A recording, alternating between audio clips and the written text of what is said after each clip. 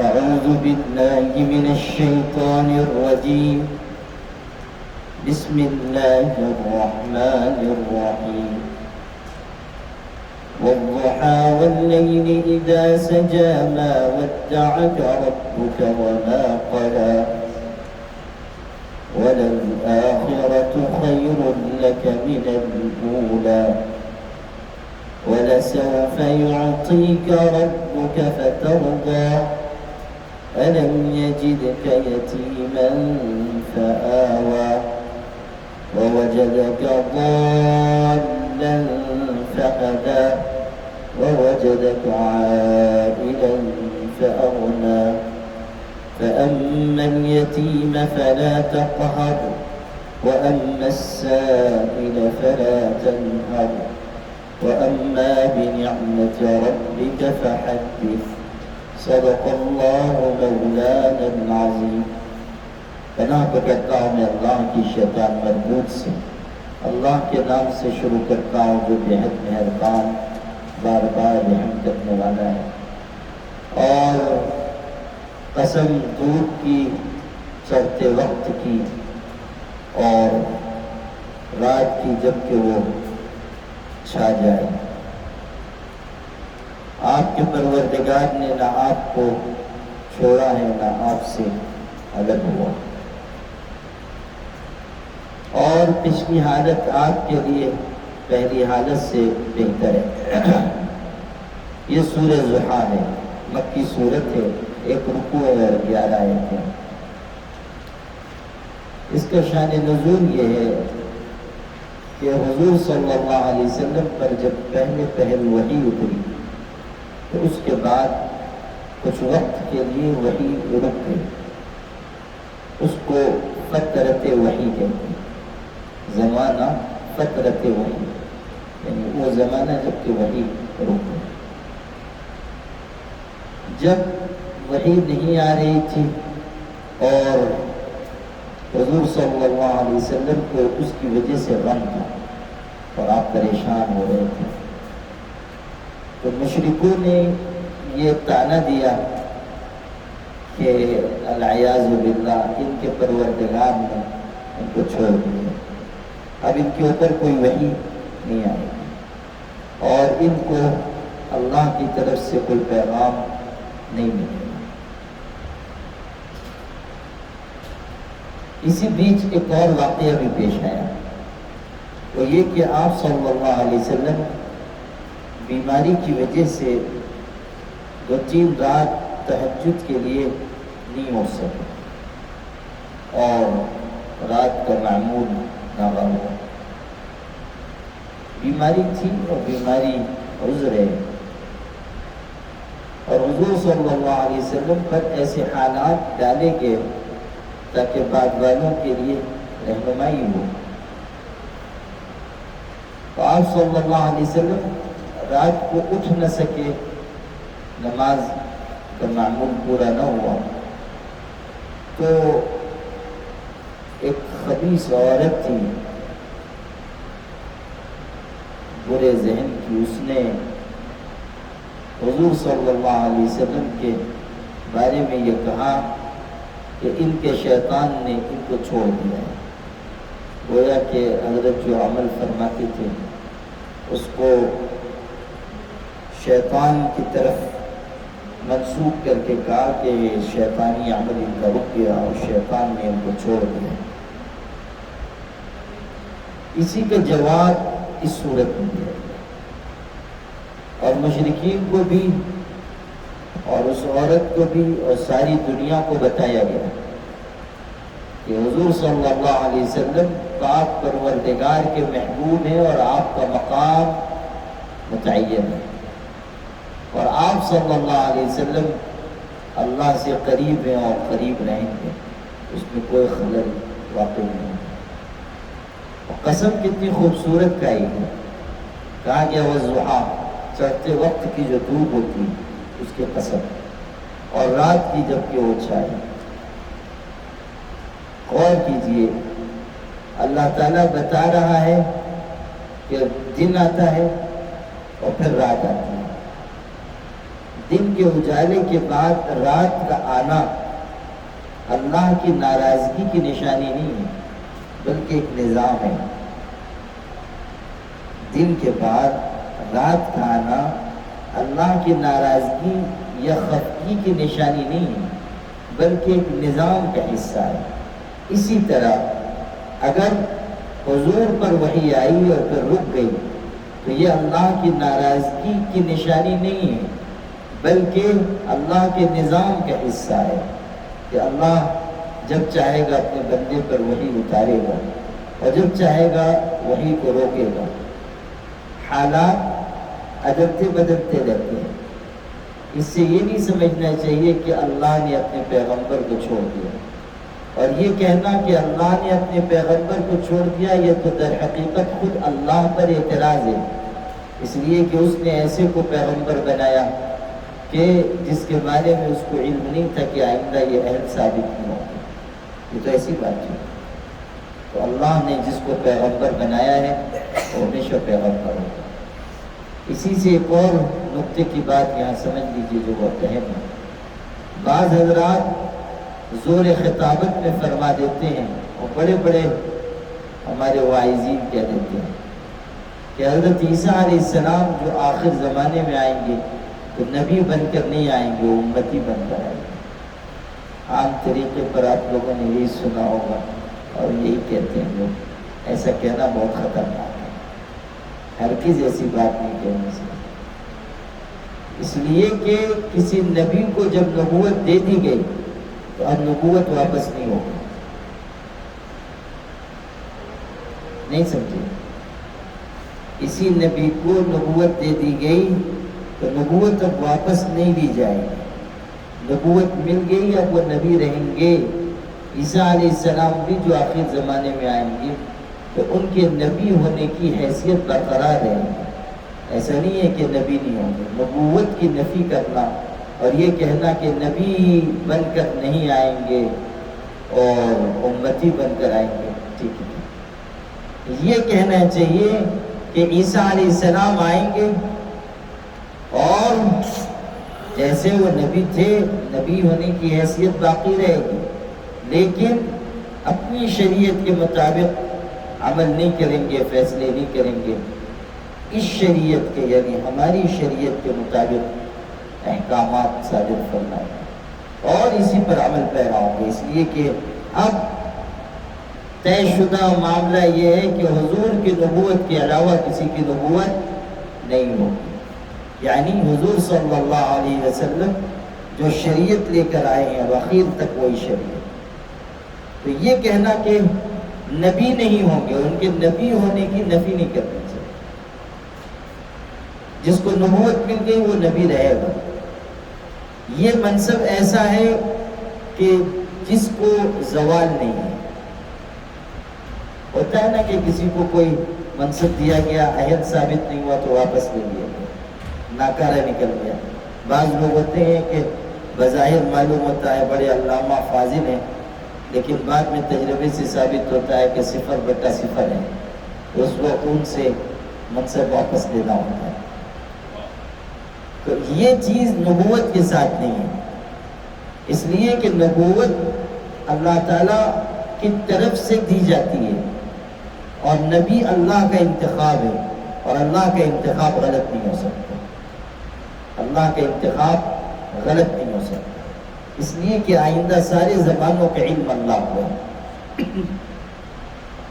تو حضور صلی اللہ علیہ وسلم کے بارے میں جو بات آگے کہی گئی اس سے پہلے قسم کھائی گئی، اور قسم کا جوڑ ہے کہ جس طرح دن کے بعد رات کا آنا عیب نہیں ہے اور کسی خفگی کی علامت نہیں ہے، اللہ کی ناراضگی کی نشانی نہیں، اسی طرح پیغمبر پر وحی آنا اور پھر رک جانا یہ اللہ کی ناراضگی کی نشانی ہے۔ یہ اللہ تعالیٰ کی طرف سے حکمت و مصلحت کے فیصلے ہیں۔ تو کہا گیا ما ودعک ربک وما قلی وللآخرۃ خیر لک من الاولی، اور بعد کی حالت پہلی حالت سے آپ کے لیے بہتر ہوگی، یعنی وہی روکی گئی اور آپ کو پریشانی ہوئی اور اللہ تعالیٰ کی طرف رجوع بڑھ گیا اور درجات بلند ہوتے جا رہے ہیں. جب آدمی غم میں ہوتا ہے، پریشانی میں ہوتا ہے تو اس کا رجوع بڑھ جاتا ہے، اس لیے کہ اللہ کے علاوہ کوئی سہارا نہیں ہے، وہ اللہ ہی کے آگے اپنی فریاد رکھتا ہے. تو بظاہر وہ پریشانی ہوتی ہے مگر اس کی وجہ سے اس کے مراتب بلند ہوتے جاتے ہیں، درجے بلند ہوتے جاتے ہیں. میں اس کو یوں کہا کرتا ہوں کہ کبھی کبھی مصیبتیں اللہ کے قرب کا تحفہ لے کر آتی ہیں. کبھی کبھی مصیبتیں اللہ تعالیٰ کے قرب کا تحفہ لے کر آتی ہیں، نزدیکی ملتی ہے. کوئی پریشانی آ گئی، کوئی بیماری آ گئی، آدمی خیال کرتا ہے کہ یہ مصیبت آ گئی، حالانکہ مصیبت ظاہری شکل و صورت کے اعتبار سے اندر اس کی نعمت چھپی ہوئی، اوپر جو خلاف چڑھا ہوا ہے وہ ٹھیک نہیں ہے، اچھا نہیں نظر آ رہا ہے، لیکن جب اس کو آپ کھولیں گے تو اندر گلاب جامن رکھے ہوئے ہیں، وہ ٹھیک نہیں بات ہے. حضرت حاجی امداد اللہ صاحب رحمۃ اللہ علیہ تشریف رکھتے تھے مکہ مکرمہ میں. کوئی صاحب آئے بیماری سے پریشان تھے، کہا کہ دعا فرمائیے، بیمار ہوں اور بیماری کی وجہ سے حرم نہیں جا پا رہا ہوں، حاضری رک گئی ہے. افسوس کا اظہار کرنے لگے اور بہت افسوس ظاہر کیا. حضرت نے دلاسا دیا اور چلے گئے. حضرت تو بہت بااخلاق آدمی تھے، بہت اونچے اخلاق تھے ان کے، بہت نرم بھی تھے، بہت نرم تھے اور اخلاق بہت. جو آتا تھا دلاسا دیتے تھے، تسلی دیتے تھے. ایک مرتبہ ایسا ہوا کہ حضرت دوپہر کو سوئے اور ایک صاحب چلے آئے اور حضرت رات کو کم سوتے تھے، دوپہر کا وقت آرام کا تھا، رات عبادت میں مشغول ہوتے تھے، کھانا بھون میں تھے اس زمانے. آ گیا عین قیلولے کے وقت اور حضرت کو یہ مسئلہ، یہ بات، حضرت بھی اٹھ کے بیٹھ گئے اور بات سننے لگے. دیر تک بات چیت کرتا رہا. بات چیت کیا کرتا رہا؟ بکواس کرتا رہا. اس کے بعد چلا گیا. اور حضرت کا تحمل دیکھیے، ایک جملہ نہیں فرمایا، وقت آرام کا اسی میں چلا گیا. پھر تھک تھکا کے اگلے دن قیلولے کے لیے لیٹے، وہ ذات شریف پھر چلا آیا. پھر وہی پچھلے دن والی کہانی. حضرت نے کچھ نہیں فرمایا، وہ بہت مروت تھی، اخلاق. تیسرا دن تھا، وہ پھر آیا. حاجی صاحب کے پاس ابھی پہنچا نہیں تھا کہ حافظ ضامن صاحب جو حضرت کے پیر بھائی تھے اور بہت جلالی مزاج کے تھے، وہ 2 دن سے اس کو دیکھ رہے تھے اور حضرت کے اخلاق بھی. وہ اب آنے لگا. تیسرے دن حضرت نے، حافظ صاحب نے پکڑ لیا اس کو اور کہا خبردار، ساری رات تو خود گدھا گھوڑا بیچ کے سوتا رہتا ہے، یہ بیچارے نیک آدمی عبادت کرتے ہیں، تھوڑی دیر سوتے ہیں، دوپہر میں تو چلا آتا ہے اور آ کے یہاں دنیا بھر کی بات کرتا ہے. اگر کل سے نظر آیا تو ایک ٹانگ توڑ لوں گا. بہت جلال تھا مزاج میں حافظ ضامن صاحب. مذاقی بھی تھے. تھانہ بھون میں اس وقت 3 بزرگوں کا اجتماع تھا. ایک تو یہی تھے، ایک حاجی صاحب تھے اور ایک مولانا محمد تھانوی تھے، محدث کہلاتے تھے، بزرگ تھے اور بہت بڑے عالم تھے اور عامل بھی بہت بڑے تھے. تو یہ خانقاہ میں بیٹھے رہتے تھے.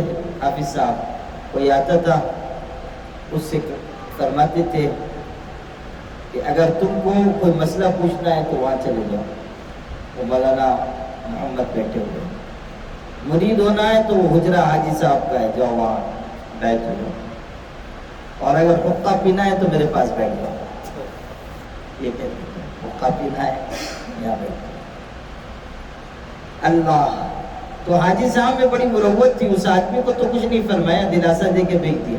جب وہ چلا گیا تو جو حاضرین تھے ان سے فرمایا تو دیکھو یہ آدمی اتنا افسوس کر رہا ہے کہ میں حرم نہیں جا پا رہا ہوں، میں حرم نہیں جا پا رہا ہوں۔ اگر یہ عارف ہوتا یعنی اللہ کو پہچاننے والا تو اتنا افسوس کا اظہار نہ کرتا، اس لیے کہ اس کے دل میں یہ بات ہوتی کہ یہ حالت بھی میرے اللہ ہی کی ڈالی ہوئی ہے، اگر میں نہیں جا پا رہا ہوں تو اللہ کی مرضی ہے، یہ معرفت کی بات ہے۔ اللہ تو آدمی جب پریشانی میں ہوتا ہے اور رجوع اس کا بڑھ جاتا ہے اور مقامات اس کے بلند ہوتے ہیں۔ حدیث میں یہاں تک ہے کہ اللہ تعالیٰ کوئی مرتبہ اپنے کسی بندے کے لیے مقرر کرتا ہے اور اس مرتبے تک وہ اپنے عمل کے ذریعے نہیں پہنچ پا رہا ہے تو اللہ تعالیٰ اس پر کوئی پریشانی ڈال دیتا ہے، کوئی مصیبت ڈال دیتا ہے تاکہ اس سطح تک وہ پہنچ جائے جہاں تک اس کا مقام رکھا گیا ہے۔ اس کا ترجمہ یوں بھی کیا جا سکتا ہے کہ وَلَلْآخِرَةُ خَيْرٌ لَكَ مِنَ الْأُولَىٰ، آپ کے لیے آخرت دنیا سے بہتر ہوگی۔ یعنی دنیا میں تو مشقت ہے، پریشانی ہے، کافر مشرک آپ کو تانے دے رہے ہیں، آپ کو ستا رہے ہیں، آپ کے صحابہ کو ستا رہے ہیں، لیکن دنیا گزر جائے گی، پھر آپ کے بہت اونچے مراتب ہیں آخرت میں، اور آپ کو وہاں ایسی نعمتیں ملیں گی کہ کوئی سوچ نہیں سکتا ہے۔ حوض کوثر آپ کے لیے ہے، شفاعت کا مقام آپ کے لیے، قیامت کے دن اللہ کے حضور میں گفتگو کرنے کا مقام آپ کے لیے ہے۔ قیامت کے دن تمام انبیاء آپ کے جھنڈے کے نیچے ہوں گے، یہ آپ کا مقام ہے۔ انا خطیب الانبیاء یوم القیامہ، حضرت خود فرما رہے ہیں میں قیامت کے دن نبیوں کا خطیب ہوں گا۔ سفارش آپ کی معتبر مقبول، حدیث میں ہے کہ سفارش کے لیے سجدے میں سر رکھیں گے، بہت دیر تک سجدے میں رہیں گے، اور اللہ اس وقت جو تعریف کے الفاظ سکھائے گا وہ ان الفاظ میں تعریف اللہ کی بیان کریں گے۔ پھر ارشاد ہوگا یا محمد ارفع رأسک سل تعطى واشفع تشفع، محمد سر اٹھاؤ، مانگو تمہاری مانگ پوری کی جائے گی، اور سفارش کرو تمہاری سفارش مقبول ہوگی۔ اللہ اللہ۔ تو آخرت میں آپ کے جو درجات ہوں گے اس لحاظ سے آخرت آپ کے لیے بہت بہتر ہے، دنیا کے مقابلے میں 1000 گنا بہتر ہے۔ وَلَلْآخِرَةُ خَيْرٌ لَكَ مِنَ الْأُولَىٰ، من جملہ ان نعمتوں کے حوض کوثر بھی ہے کہ ارشاد ہوا مَاؤُهُ أَشَدُّ بَيَاضًا مِنَ اللَّبَنِ وَأَحْلَىٰ مِنَ الْعَسَلِ وَآنِيَتُهُ كَنُجُومِ السَّمَاءِ كَثْرَةً وَإِضَاءَةً، کہ میرا حوض ایسا ہوگا کہ اس کا پانی دودھ سے زیادہ سفید ہوگا اور شہد سے زیادہ میٹھا ہوگا، اور جو برتن وہاں پینے کے ہوں گے وہ آسمان کے ستاروں کی طرح ہوں گے، کثرتاً و اضاءتاً، صرف تعداد میں آسمان کے ستاروں کی طرح نہیں ہوں گے، چمک دمک بھی ان کی ستاروں کی طرح، یعنی برتن روشن منور ہوں گے، اور اس سے پانی پلایا جائے گا، اور جو ایک مرتبہ پانی پی لے گا حوض کوثر سے، جام کوثر، وہ کبھی پیاسا نہیں ہوگا، ایسی شان ہے۔ یہ حوض کوثر حضور کو عطا ہوگا، آپ کی یہ خصوصیت ہوگی۔ اول الناس ورودا علیہ الفقراء والمہاجرون، سب سے پہلے اس پر مہاجر فقیر صحابہ آئے ہیں، الفقراء والمہاجرون، سب سے پہلے ان کو لایا جائے گا۔ اسی حوض کوثر کی بابت یہ بھی ہے کہ حضرت نے فرمایا میری امت کے کچھ لوگ آئیں گے اور فرشتے ان کو ہٹائیں گے، حوض تک نہیں آنے دیں گے، میں کہوں گا آنے دو، یہ بھی میری امت کے لوگ ہیں، پہچانتا ہوں، آنے دو، میری امت کے ہیں۔ حضرت کو کہا جائے گا نہیں، آ نہیں سکتے ہیں، لا تدری ما حدثوا بعد ذلك، آپ کو علم نہیں ہے کہ آپ کے بعد انہوں نے کیسے نئے نئے کام ایجاد کیے تھے، بدعات پہ پڑ گئے، خرافات میں پڑ گئے، اس لیے یہ آپ کے ہاتھ سے حوض کوثر پر جام کوثر پینے کے حقدار ہیں۔ بدعات کی یہ سزا ہوگی اور برے کاموں میں لگنے کی یہ سزا ہوگی، جام کوثر سے محروم کیے جائیں۔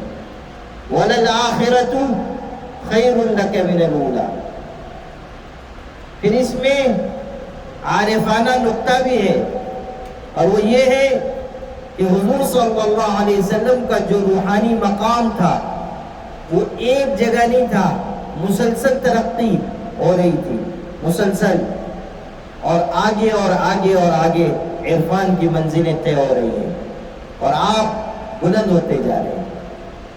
اسی لیے ہمارے مشائخ نے اور اکابر اولیاء نے یہ لکھا ہے کہ یہ حضرت جو کہتے تھے استغفر اللہ ایک ایک مجلس میں 70 دفعہ 100 دفعہ، آپ تو معصوم تھے، کوئی گناہ تو آپ سے ہوتا نہیں تھا، پھر استغفار کس بات کا؟ اور وہ بھی اتنی کثرت سے۔ وہ فرمایا کہ اس لیے کہ اس مقام پر تھے، اب اس سے اتنے اونچے ہوئے کہ نیچے دیکھتے ہیں تو بہت نچلا مقام ہے، تو استغفار کرتے تھے کہ اب تک میں بہت نیچے مقام پر تھا، بہت دن وہی رہ گیا۔ لا الہ الا اللہ، کچھ سمجھے بزرگان دین کی نہیں سمجھے؟ تو استغفار جو ہے وہ علو کے مقابلے میں جو نزول تھا اس پر، اس لیے کہ معصیت کا تو وہاں امکان ہی نہیں تھا، گناہ کا امکان ہی نہیں۔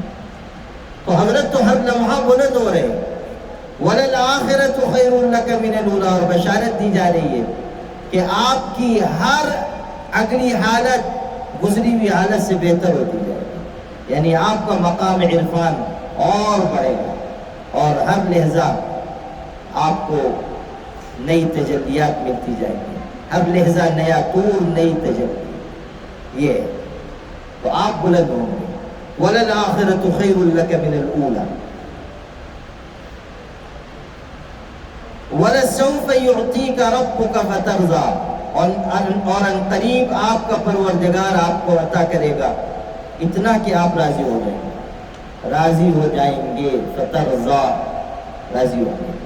کیا کیا نعمت دے گا وہ اللہ جانتا ہے، اور آیت ایسی ہے کہ جس میں اگلی ملنے والی ساری نعمتیں داخل ہیں، اس میں فتح بھی شامل ہے، اس میں غلبہ بھی شامل ہے، اس میں مکہ مکرمہ کے کافروں اور مشرکوں کا مغلوب ہو جانا بھی، اور صحابہ کا عروج پانا بھی، اور اسلام کا سارے زمانے پر چھا جانا بھی، اور مسلمانوں کا نعمت اور خوشحالی پانا بھی، اور پھر جو درجات قرب کے ملیں گے اور جو نعمت آخرت کی وہ سب۔ وَلَسَوْفَ يُعْطِيكَ رَبُّكَ فَتَرْضَىٰ، حضور صلی اللہ علیہ وسلم پر منکشف کیا گیا، دکھایا گیا آپ کو کہ آپ کی امت کو کیا کیا نعمتیں ملیں گی۔ آپ صلی اللہ علیہ وسلم اس سے بہت خوش ہوئے، ظاہر ہے کہ امت کی خوشحالی دیکھ کر آپ بہت خوش ہوئے، جو خزانے، جو نعمتیں، خوشحالیاں ملنے والی تھی، آپ بہت خوش ہوئے۔ جب آپ بہت خوش ہوئے اس وقت یہ آیت اتری کہ وَلَسَوْفَ يُعْطِيكَ رَبُّكَ فَتَرْضَىٰ، کہ آپ کی امت کو تو یہ سب ملے گا، آپ کو بھی اتنا کچھ دیں گے کہ آپ راضی ہو جائیں گے۔ حدیث میں ایک بات ہے جس میں ہمارے لیے بھی بہت بڑی تسلی ہے، یہی جو ترضا کا لفظ ہے نا، اس سے جڑی ہوئی حدیث میں ہے، حضرت نے فرمایا محمد قیامت کے دن اس وقت تک راضی نہیں ہوگا جب تک کہ اس کی امت کا کوئی ایک فرد بھی دوزخ میں ہے۔ محمد اس وقت تک راضی نہیں ہوگا جب تک کہ امت کا کوئی ایک فرد بھی دوزخ میں ہے۔ گویا کہ کہاں جا رہا ہے، وَلَسَوْفَ يُعْطِيكَ رَبُّكَ فَتَرْضَىٰ، آپ سفارش کرتے جائیں گے، کرتے جائیں گے، اور لوگ نکلتے جائیں گے، نکلتے جائیں گے، یہاں تک کہ سب نکل جائیں گے اور اے محمد آپ خوش ہو جائیں گے۔ فَتَرْضَىٰ، أَلَمْ يَجِدْكَ يَتِيمًا فَآوَىٰ، کیا اللہ نے آپ کو یتیم نہیں پایا کہ پھر ٹھکانہ دیا؟ آپ یتیم تھے، پہلے والد چلے گئے، پھر والدہ چلی گئی، پھر چچا، پھر دادا کی کفالت میں آئے تو چچا دادا رخصت ہو گئے، پھر چچا کی کفالت میں آئے۔ عبد المطلب 8 سال کے حضرت تھے کہ عبد المطلب رخصت ہوئے، مشفق دادا تھے، اور حضرت کے مقام اور شان کا اندازہ ان کو تھا، سردار تھے، حضرت کے مقام کو بھی محسوس کرتے تھے، حالانکہ حضرت کی عمر چھوٹی تھی۔ لیکن سیرت کی کتابوں میں ہے کہ عبد المطلب کے اونچے مقام کی وجہ سے ان کے لیے خانہ کعبہ کے زیر سایہ مسند رکھتی تھی جس پر ان کے علاوہ کوئی بیٹھ نہیں سکتا تھا. کبھی حضرت کھیلتے ہوئے، بچپن کی عمر تھی، کھیلتے ہوئے کبھی مسند پہ چڑھنے لگتے تھے تو لوگ اتارنا چاہتے تھے. اتارنے کی کوشش کرتے تو عبد المطلب کہتے تھے دعوہ فإن لابنی ھذا شأنا، میرے بچے کو آنے دو، اس کی ایک دن بہت بڑی شان ہوگی، ان کی شان ہوگی. عبد المطلب کہتے تھے دعوہ فإن لابنی ھذا شأنا، میرے اس بیٹے کی شان ہوگی. اللہ اللہ. تو آپ یتیم تھے اور یتیم الطرفین تھے، ماں باپ دونوں رخصت ہو گئے دونوں طرف سے، والد بھی گئے اور والدہ بھی. اچھا، والد پہلے رخصت ہوئے اور پھر والدہ گئے، یہ بھی عجیب بات ہے. والد جو رخصت ہوئے، غور کر لیجئے، اللہ نے حضرت کے والد کو اپنی جوار رحمت میں بلا لیا. کیوں؟ اور حکمتوں کے علاوہ اس میں یہ حکمت بھی تھی کہ وہ سانچہ توڑ دیا جائے جس میں ڈھل کر محمد پیدا ہو گئے کہ اب ان کی شان کو کوئی دوسرا نہیں، وہ سانچہ توڑ دیا جائے. عبداللہ اگر زندہ ہوتے ہو سکتا تھا اور ان کی کوئی اولاد پیدا ہوتی، لیکن حضرت ماں کے پیٹ میں تھے اور وہ رخصت ہو گئے. وہ سانچہ توڑ دیا گیا اس لیے کہ حضرت کی شان کا کوئی آنے والا دنیا میں نہیں تھا. اللہ اللہ اللہ.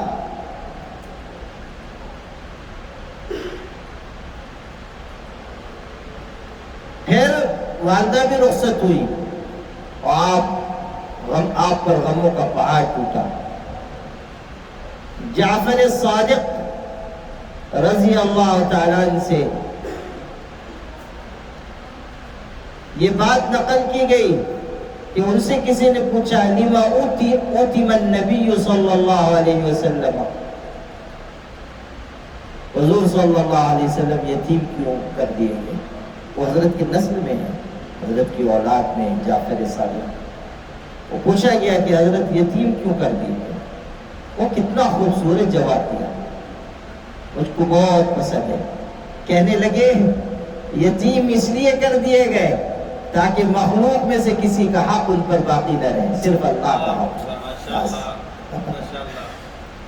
صرف اللہ کا حق ہو، مخلوق کا حق ان پر باقی نہ رہے. ماں باپ کا حق ہوتا ہے، وہ بہت بڑا حق ہوتا ہے. وَقَضَىٰ رَبُّكَ أَلَّا تَعْبُدُوا إِلَّا إِيَّاهُ وَبِالْوَالِدَيْنِ إِحْسَانًا، بہت بڑا حق ہے. تو کہا اس لیے تاکہ مخلوق کا کوئی حق حضرت پہ باقی نہ رہے، صرف خالق کا حق ہو. کیسی توجیہ فرمائی، وہ کتنا بہترین اور لطیف نکتہ ہے. حضرت کی نسل کے لوگوں میں علم ہوتا ہے. حضرت کی جو اولاد ہے، اولاد کی اولاد ہے، علوم سے مزین مشرف. اور حضرت علی رضی اللہ تعالیٰ عنہ سے نسل چلی تو وہ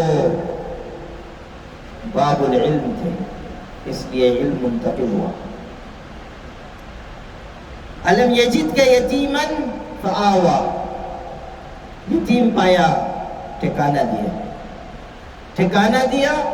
حضرت ابو طالب کے ہاں ٹھکانہ ہوا. چچا تھے اور محبت کرنے والے چچا، اور اپنی اولاد سے بڑھ کر چاہتے تھے اور بہترین کفالت کی، حالانکہ خود معاشی اعتبار سے کمزور تھے.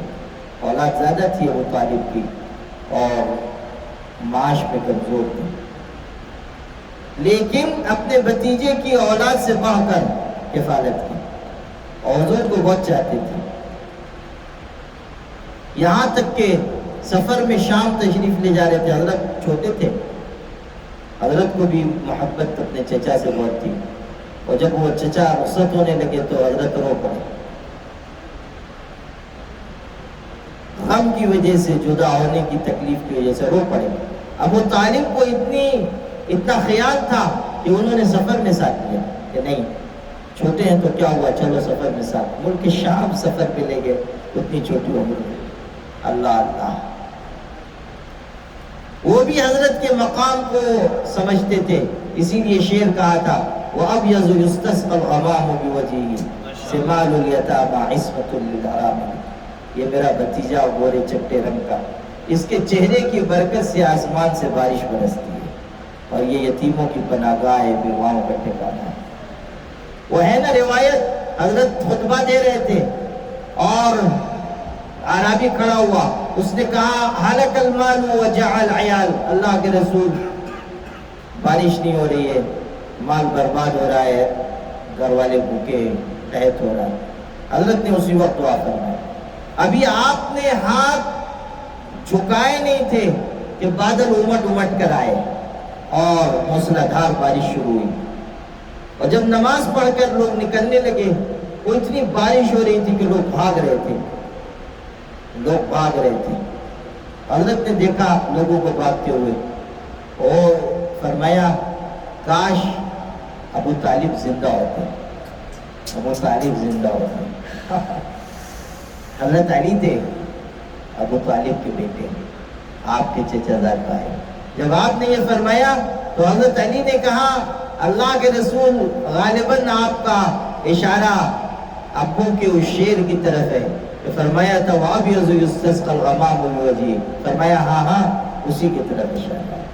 وہی کہہ رہا کہ ابو طالب زندہ ہوتے، اپنے شیر کی صداقت آسمان سے اترتی ہوئی دیکھتے تھے، زندہ ہوتے دیکھتے. وَأَبْيَضُ يُسْتَسْقَى الْغَمَامُ بِوَجْهِهِ سِمَالُ الْيَتَامَى عِصْمَةٌ لِلْحَرَامِ. کیا شان تھی اور کیا مقام تھا. اور بارش برسی اور برستی رہی. اگلے جمعہ کو آپ خطبے کے لیے کھڑے ہوئے، پھر ایک آدمی کھڑا ہوا، کہا اتنی بارش ہو گئی کیا مشکل ہو گئی. آپ نے فرمایا اللہم حوالینا ولا علینا علی الاکام والجبال والاودیہ. آس پاس بارش ہو، اوپر بارش نہ ہو، پہاڑوں پر ہو، ٹیلوں پر ہو. اور آپ نے جب یہ فرمایا بارش تھم گئی. آس پاس ہوتی تھی مگر مدینے میں نہیں. اس شان و مقام کا نہ کوئی پیدا ہوا نہ کوئی پیدا ہوگا. یہ حضرت کے ساتھ خاص تھا، اور اس لیے کہ محبوب تھے، اور محبوب کی زبان سے جو نکلتا ہے اس کے پورا ہونے کا فیصلہ کیا جاتا ہے. الم یجد کا یتیما فآوا، یتیم پایا ٹھکانہ دیا. اور پھر اس میں بہت لمبی تفصیل آ سکتی ہے کہ پہلے پہل ٹھکانہ ہوا حضرت ابو طالب کے ہاں، پھر آپ اور بڑے ہوئے تو حضرت ختیجہ کی پشت پناہی میسر آئی. پھر اور آگے بڑھے تو مدینہ منورہ کے لوگوں کو آپ کا مددگار بنایا گیا اور وہاں آپ کا ٹھکانہ متعین ہوا. وَوَجَدَكَ ضَالًّا فَهَدَىٰ، اور آپ کو بے خبر پایا تو راستہ دکھایا. ضالًا گمراہ نہیں، ہرگز یہ ترجمہ نہیں کرنا چاہیے، اس لیے کہ قرآن میں یہ لفظ بے خبری اور غفلت کے معنی میں آیا ہے. 16ویں پارے میں لا یضل ربی ولا ینسیٰ، پروردگار نہ غافل ہوتا ہے نہ بھولتا ہے. یہ نہیں کہ پروردگار گمراہ نہیں ہوتا ہے. لا یضل ربی، بے خبر نہیں ہوتا، غافل نہیں ہوتا اور نہ بھولتا ہے. اور پیغمبروں کا غافل ہو جانا یہ کوئی عیب کی بات نہیں ہے، یہ غافل رہنا. اس لیے کہ حضرت یوسف کے بارے میں تو صاف الفاظ آ گئے کہ وَإِن كُنْتَ مِن قَبْلِهِ لَمِنَ الْغَافِلِينَ. تو حضرت سے کہا جا رہا ہے کہ آپ بے خبر تھے. اب اس کو ذرا ہماری اس وادی روحانیت کی اور تصوف کی اس کے لحاظ سے سمجھیے. حضور صلی اللہ علیہ وسلم جب جوان ہوئے وہ آپ کے سینے میں عشق الہی کی آگ بھڑک رہی تھی، اور آپ تلاش میں تھے کہ کس طرح پاک پروردگار کا ذکر کروں اور اس کا قرب حاصل کروں. اور اسی لیے پہاڑوں پر چلے جاتے تھے اور غاروں میں، اور وہاں جا کر اللہ کو اپنے لحاظ سے پکارتے تھے. اور اتنا آپ کے سینے میں اس طرح کی آگ لگی ہوئی تھی کہ کبھی خیال ہوتا تھا کہ اپنے آپ کو کسی پہاڑ سے نیچے گرا دیں، اپنی جان کو ہلاک کر دیں۔ اس قدر اضطراب بڑھ گیا تھا اور اس قدر بے چینی بڑھ گئی تھی۔ یہ جو تصوف کی راہ پہ چلنے والوں کو کسی وقت اضطراب اور بے چینی بڑھتی ہے اور بہت بڑھ جاتی ہے، وہ کوئی عیب کی بات نہیں ہے، وہ حضرت کی کیفیت کا انعکاس ہوتا ہے، اور جو کیفیات ان پر آئی ہیں کسی درجے میں، اس راہ پر چلنے والوں پر کسی معمولی درجے میں آ جاتی ہے۔ بہت اضطراب ہوتا تھا، اس لیے کہ اللہ کا قرب پانا چاہ رہے ہیں، راستہ تلاش کر رہے ہیں، یہاں تک کہ فرشتہ غار میں اترایا اور اس نے آ کر اللہ تعالیٰ کی طرف سے راستے کی تعیین کی، اقرأ بسم ربک الذی خلق، اور بتا دیا گیا کہ اس طرح اللہ کو یاد کیجئے، اس راستے پر چلیے، احکامات آ گئے، تعلیمات آ گئی، تو آپ بے خبر تھے اور اللہ نے پھر آپ کو راستہ دکھایا۔ یہ مطلب وَوَجَدَكَ ضَالًّا فَهَدَىٰ، یہ نہیں کہ آپ کے بارے میں کہہ دیا جائے العیاذ باللہ کہ آپ ہدایت سے دور تھے، ہرگز نہیں، بے خبر تھے۔ وَوَجَدَكَ عَائِلًا فَأَغْنَىٰ، اور آپ کو پایا فقیر تو مالدار کر دیا۔ آپ پہلے تجارت فرما رہے ہیں، اور پہلے تو بکریاں چراتے تھے، پھر تجارت فرما، پھر وہ وقت آیا کہ اللہ نے کشادہ روزی کے دروازے کھولے۔ حضرت خدیجہ کے ساتھ مزاربت فرمائی آپ نے، تجارت کے ایک طریقہ ہوتا ہے، مزارب ہوئے، تجارت شروع کی، اس میں بہت نفع ہوا۔ پھر حضرت خدیجہ سے نکاح ہو گیا، وہ بہت مالدار تھی، انہوں نے اپنا سارا مال آپ کے قدموں پر نچھاور کر دیا۔ پھر آپ تشریف لائے مدینہ منورہ تو زمین کی نعمتیں سمٹ کر آپ کے پاس آ گئی اور خزانے آپ کے قدموں میں پہنچ گئے۔ یہ اور بات ہے کہ آپ خرچ کر دیتے تھے اور کچھ رکھتے نہیں تھے، ورنہ نعمتیں دنیا جہان کی سمٹ کر آتی تھی، مال غنیمت آتے تھے، لیکن آپ چونکہ مال سے محبت نہیں تھی، اس لیے سارا مال تقسیم کر دیتے۔ وَوَجَدَكَ عَائِلًا فَأَغْنَىٰ، اس میں ایک اور مفہوم بھی ہو سکتا ہے، وہ یہ کہ آپ تنگ دست تھے، اللہ نے آپ کو غنی کر دیا، یعنی آپ تھے تو ایسے کہ معاش کا کوئی ذریعہ مضبوط نہیں ہے، پیسے نہیں ہے، سامان راحت نہیں ہے، لیکن دل کو ایسا غنا عطا کیا کہ ساری دنیا کی دولت پانے کے بعد بھی کوئی ویسا غنی نہیں ہو سکتا۔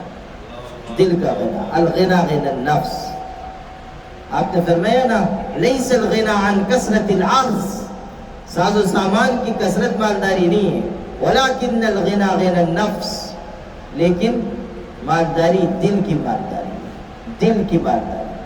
فَأَمَّا الْيَتِيمَ فَلَا تَقْهَرْ، تو یتیم کو آپ مت ڈانٹیے، یتیم کو، اوپر کہا آپ یتیم تھے، آپ کو ٹھکانہ دیا، یعنی آپ یتیم ہونے کی تکلیف کو سمجھتے ہیں، اب آپ کسی یتیم کو مت جھڑکیے، مت ڈانٹیے۔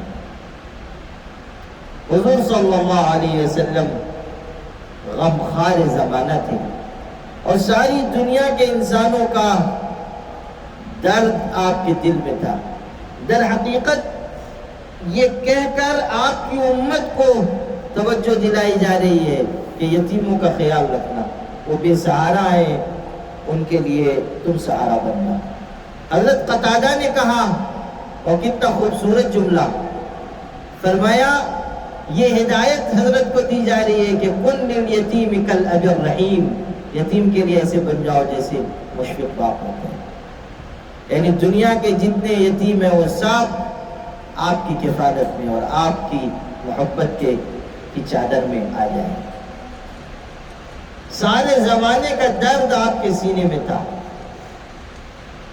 دنیا میں کوئی آدمی ہوتا ہے، اس کے دل میں 10-20 لوگوں کی گنجائش ہوتی ہے، کسی کے دل میں 50-100 لوگوں کی، کوئی بہت سخی ہے تو 1000 2000 کی گنجائش ہوگی. دنیا میں صرف ایک دل ایسا ہے کہ ساری دنیا بھی اس میں سما جائے تو اس دل کی وسعت ختم نہیں ہوگی، اور وہ دل حضور کا دل ہے. قلب محمدی ایسا وسیع ہے کہ ساری دنیا سما جائے اس کی وسعت ختم نہیں ہوگی. فَأَمَّا الْيَتِيمَ فَلَا تَقْهَرْ. آپ نے فرمایا انا وکافل الیتیم کہاتے، میں اور یتیم کی کفالت کرنے والا جنت میں ایسے ہوں گے جیسے یہ 2 انگلیاں. محدثین نے لکھا ہے اشارہ اس طرف ہے کہ یہ انگلی ذرا چھوٹی ہے اس سے، تو پیغمبر کے مقام کو تو کوئی نہیں پہنچ سکتا، لیکن یتیم کی کفالت کرنے کی وجہ سے ان سے قریب ہو جائے گا. یا اشارہ اس طرف ہے کہ انا وکافل الیتیم کہاتین، کہ جس طرح یہ دونوں انگلیاں ایک دوسرے سے ملی ہوئی ہیں، یتیم کی کفالت کرنے والا اپنی نیکی کی وجہ سے جنت میں میرے ساتھ ہوگا. انا وکافل الیتیم کہاتین. حضرت صلی اللہ علیہ وسلم نے یتیموں کی کفالت کی بڑی ترغیب دی اور اس کے فضائل بیان کیے. کوئی بچہ اور ماں باپ گزر جائے یا کوئی ایک گزر جائے تو اس کے ساتھ رحمت کا، مروت کا، شفقت کا سلوک کرنا چاہیے. وَأَمَّا السَّائِلَ فَلَا تَنْهَرْ. اور فقیر ہو مت اس کو جھڑکیے. حالانکہ جو اوپر کی آیت ہے وہ وجدک ضالا فہدی، عموماً تو یہ کہا جاتا ہے کہ کوئی بیکاری ہو اس کو مت جھڑکیے، یہی ترجمہ کیا جاتا ہے، آپ لوگوں کے ذہن میں بھی یہ ہوگا. لیکن جو اوپر حضرت کے بارے میں کہا وہ وجدک ضالا فہدی، اس کی وجہ سے مناسب یہ معلوم ہوتا ہے کہ یہاں یہ ترجمہ ہو کہ اب اگر کوئی طالب علم آئے، کوئی سوال کرنے والا آئے، کوئی آپ سے رہنمائی لینے کے لیے آئے تو اس کو مت ڈانٹیں، اس لیے کہ آپ بے خبر تھے، اللہ نے آپ کو راستہ دکھایا. اب اگر کوئی بے خبر آ رہا ہے اور آپ سے کچھ پوچھتا ہے تو آپ اس کو مت ڈانٹیں.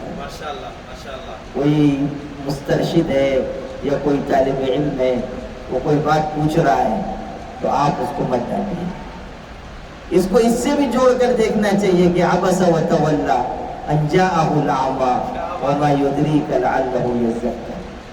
ایک طالب صادق تھے اور آنکھوں سے نابینا ہے، اور آئے اور حضرت بڑے بڑے سرداروں کو تبلیغ فرما رہے تھے، اور وہ تو مومن تھے. حضرت کو یہ خیال ہوا کہ یہ تو بعد میں بھی پوچھ سکتے ہیں، اور حضرت کو ان کی آمد اچھی نہیں معلوم ہوئی اور ان کا سوال بھلا نہیں لگا، پیشانی پہ شکن آتی. اللہ تعالیٰ نے اس پر اپنے پیغمبر کو متوجہ کیا. وہ لفظ تو وہ ذرا سخت ہے، ہم لوگوں کی ہمت نہیں ہے کہ اس کو کہیں، تو متوجہ کیا یہ آ رہا ہے نابینا تو آپ کے چہرے پہ شکن آ رہی ہے، ٹھیک نہیں ہے، آپ کو توجہ دلائیے، یہ ٹھیک نہیں ہے. عبس وتولی ان جاءہ الاعمی وما یدریک لعلہ یزکیٰ. اس کے بعد جب عبداللہ ابن ام مکتوم جن کے بارے میں یہ آیت آئی نابینا، وہ آتے تھے تو حضرت چادر بچھا دیتے تھے اور بٹاتے تھے اور کہتے تھے ھذا الذی عاتبنی فیہ ربی، یہی ہے کہ اللہ نے جس کے بارے میں مجھ کو متوجہ کیا. حالانکہ لفظ ذرا سخت ہے، عاتبنی ربی. حضور فرماتے تھے یہی ہیں جن کے بارے میں اللہ نے مجھ کو توجہ دلائی. تو وہ آئے تھے دینی مسئلہ پوچھنے کے لیے اور حضرت کو ناگواری ہو گئی، اور اس آیت کو وہاں سے جوڑ کر دیکھیے وَأَمَّا السَّائِلَ فَلَا تَنْهَرْ. کوئی آئے، کوئی اس کا سوال ہے، کچھ پوچھنا چاہتا ہے، ذکر کی تعلیم لینا چاہتا ہے، نرم بن جاؤ، مشفق بنو. فَلَا تَنْهَرْ. اور جو عام مفہوم ہے وہ بھی ہے کہ کوئی مانگنے والا ہے مت جھڑکیے، کوئی فقیر آ گیا سوال کر رہا ہے دے دیجیے. حضور صلی اللہ علیہ وسلم تو بہت عطا کرتے تھے، اور رمضان میں تو آپ کی سخاوت بہت بڑھ جاتی تھی. کان اجود من الریح المرسلہ، تیز ہواؤں سے زیادہ آپ کی سخاوت ہوتی تھی. یہاں تک کہ اپنے سحر افطار کا جو انتظام ہوتا تھا وہ بھی دوسروں کو کھلا دیتے تھے. بہت سخاوت اور عطا کرنا، آپ کو عطا کرنا بہت محبوب تھا. عطا کرنا، نوازنا. اللہ اللہ ما قال لا قط الا فی تشہدہ ولولا التشہد لکانت لاؤہ نعم.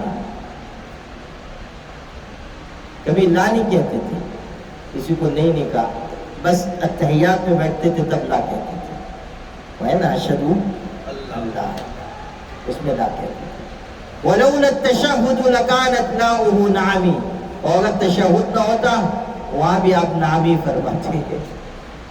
اللہ تشریف رکھتے تھے مجلس میں، ایک فقیر آیا، اس نے کہا کچھ دے دیجیے. حضرت نے ایک درہم دیا. درہم چاندی کا سکہ ہوتا تھا. وہ گیا، حضرت عثمان غنی مجلس میں کنارے بیٹھے تھے. حضرت سے کیسی محبت تھی، چپکے سے مجلس سے کنارے سے اٹھے، وہ گلی میں گئے. وہ فقیر جا رہا تھا، اس سے کہا سودا کرو گے؟ حضرت نے تم کو درہم دیا ہے چاندی کا، مجھ سے سونے کا سکہ لے لو. وہ مجھ کو دے دو. وہ حضرت کے دست مبارک سے دیا گیا ہے. برکت تبرک کہا مجھ کو دے دو، اور سونے کا اس کو دے دیا. اور اس کو کیا چاہیے تھا؟ اس کو تبرک سے کیا مطلب تھا؟ اس کو تو پیسے سے مطلب تھا. اندھا کیا چاہے دو آنکھیں، اور بھوکا کیا چاہے دو روٹی. وہ آ کر چپ چاپ بیٹھ گئے، کسی کو پتہ بھی نہیں چلا. تھوڑی دیر کے بعد پھر وہی آ گیا فقیر. پھر اس نے حضرت کے آگے ہاتھ پھیلایا، حضرت نے پھر دیا. ایک درہم عطا کیا. پھر حضرت عثمان غنی نے اسی طرح سودا کیا. پھر تیسری مرتبہ آیا. آپ غور کیجئے، ایک ہی مجلس میں ایک ہی فقیر بار بار آ رہا ہے. ہمارے پاس کوئی آتا تو ہم تو اس کو ایسی سلوات سناتے کہ دوبارہ آنے کی ہمت ہی نہ کرتا. لیکن حضرت کے اخلاق دیکھو، حضرت تحمل اور سخاوت. آپ نے تیسری مرتبہ بھی دیا، البتہ نگاہ اٹھا کر اس کو دیکھا، اور نگاہ نبوت تھی. حضرت نے دیکھا اور فرمایا انت سائل اف تاجر، فقیر ہو یا تاجر ہو، یہاں سے پیسہ لے جاتے ہو، گلی میں سودا کرتے ہو. وَأَمَّا السَّائِلَ فَلَا تَنْهَرْ، مانگنے والے کو مت جھڑکیے.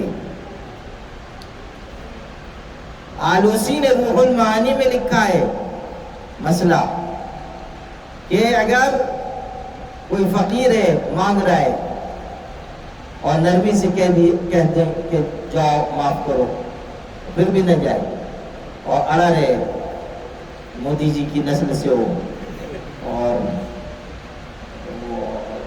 ڈٹ کے کھڑا ہو جائے. بعض ہوتے ہیں، بعض تو ایسے بھی مستنڈے قسم کے فقیر ہوتے ہیں کہ جو نہ صرف یہ کہ مانگتے ہیں بلکہ نہ کوئی دے تو اس کو بد دعائیں بھی دیتے ہیں اور آئندہ کے لیے تباہ و برباد ہونے کی بشارتیں بھی سناتے ہیں. ایسا ہوگا اور ایسا ہوگا اور ایسا ہوگا. اللہ، تو اگر کوئی ایسا ہو کہ نرمی سے کہہ دیا نہیں جا رہا ہے اور اصرار کر رہا ہے تو ایسے کو جھڑکنا اور ایسے کو تنبیہ کرنا درست ہے، جائز ہے. مسئلہ لکھا ہے. یعنی یہ حکم اس کے لیے ہے کہ جو آیا مانگا، ہم نے کہا بھائی معاف کرو، ابھی نہیں ہے یا ابھی نہیں دے سکتے، جاؤ، اور وہ چلا گیا. اگر کوئی اصرار کر رہا ہے اور ڈٹا کھڑا ہے، دھرنا دے دے، تو اس کو ڈانٹنا درست ہے. وَأَمَّا بِنِعْمَةِ رَبِّكَ فَحَدِّثْ، اور جو آپ کے پروردگار کی نعمت ہے اس کو بیان کیجیے. حضور صلی اللہ علیہ وسلم پر جو نعمتیں تھیں ان کے بیان کی بات ہے، اور در حقیقت امت کو سکھایا جا رہا ہے کہ نعمت بیان کرنی چاہیے. بیان کا مطلب کیا ہے؟ کہ نعمت کا شکر ادا ہو. یہ نہیں کہ تحدیث نعمت کے پردے میں آدمی اپنی ساری بڑائیاں بیان کرتا رہے، ہم ایسے، ہم ویسے، ہم ویسے، حضرت جبریل کے سگے بھتیجے. یہ ٹھیک نہیں. حضرت نے فرمایا من لم یشکر القلیل لم یشکر الکثیر، جو تھوڑے کا شکر ادا نہیں کرتا زیادہ کا بھی شکر ادا نہیں کرتا. من لم یشکر الناس لم یشکر اللہ، جو لوگوں کا شکریہ ادا نہیں کرتا اللہ کا بھی شکریہ ادا نہیں کرتا. پھر ارشاد ہوا التحدث بالنعمت شکر، نعمت کا بیان کرنا یہ شکر ہے. وترکها کفر، اور نعمت کا نظر انداز کرنا یہ ناشکری ہے. والجماعت رحمت، اور اجتماعیت رحمت ہے، والفرقت عذاب، اور انتشار عذاب ہے، سزا ہے۔ ان اللہ جمیل یحب الجمال، ایک حدیث میں اللہ خوبصورت ہے، خوبصورتی کو پسند کرتا ہے، اور جب وہ کسی بندے کو کوئی نعمت دیتا ہے تو چاہتا ہے کہ اس کا اثر اس پر نظر آئے، اثر نظر آئے۔ یہ نہیں کہ 4-4 5-5 کارخانوں کے مالک ہیں اور کپڑا ایسا پہن کے گھوم رہے ہیں کہ لوگ سمجھیں کہ زکوٰۃ کے مستحق ہیں، چلو ان کو زکوٰۃ دے دیں۔ یہ ٹھیک طریقہ نہیں ہے۔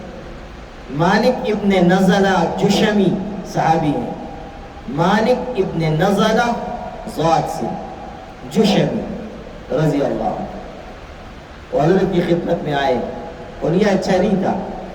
حضور خود بیان کرتے ہیں، فرآنی رس الثیاب، کپڑے میرے ٹھیک نہیں تھے، حضرت نے دیکھا، حضرت نے فرمایا لک مال، مال ہے؟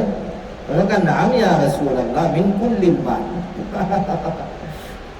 اللہ کے رسول ہے اور ہر چیز کا، ہر چیز میں سے، یعنی سامان بھی ہے، پیسے بھی ہیں، سب ہے، الحمدللہ، کپڑے بھی ہیں، سب۔ تب حضرت نے فرمایا تم پر اس کا اثر نظر آنے سے، یہ ٹھیک نہیں ہے کہ ایسے پٹیال ہو۔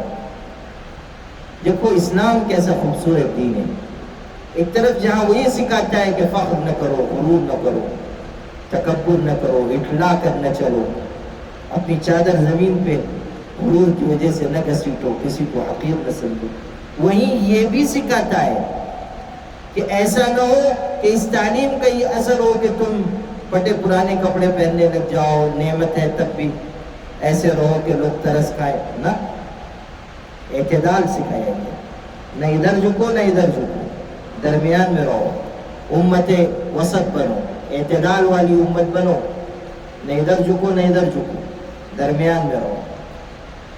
وَأَمَّا بِنِعْمَةِ رَبِّكَ فَحَدِّثْ، اپنے پروردگار کی نعمت کو بیان کرو۔ صدق اللہ العظیم۔